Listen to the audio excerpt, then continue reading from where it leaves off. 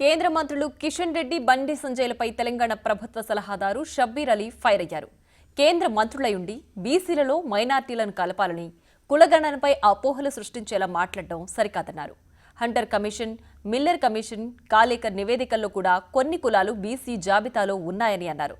వారికి తెలియకుంటే గత నివేదికలను వివరించడానికి తాను వెళ్లి ప్రెజెంటేషన్ ఇస్తానని తెలిపారు.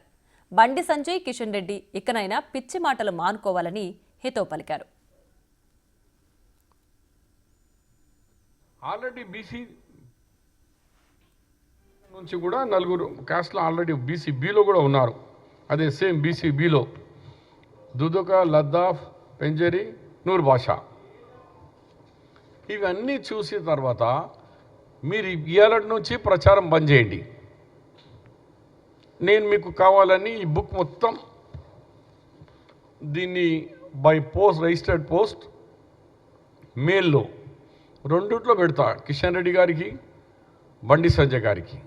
ఈ బుక్ ఈజ్ ఎ డాక్యుమెంట్, నాదే రాసింది కాదు. అన్ని commission report, mandal commission, Muralidhar commission, central BC commission, వీళ్ళ రిపోర్ట్ మీకు ఇచ్చినాక ఇక నోరు మూసేయండి. హిందూ ముస్లిం అని బంద్ చేయండి. అరే బాబు, మతం మీద కాదు, మనం వీఆర్ ఇండియన్స్, భారతీయులం అందరం. ఏ మతం కాదు పోతే, కానీ మతంలో కూడా బీదరికం ఉంది. ఇప్పుడు ధోబీ, ఏ కులమైనా ధోబీ, బార్బర్, ఏ కులమైనా బార్బరే, మేతర్, ఏ కులంలో అయినా మేతరే.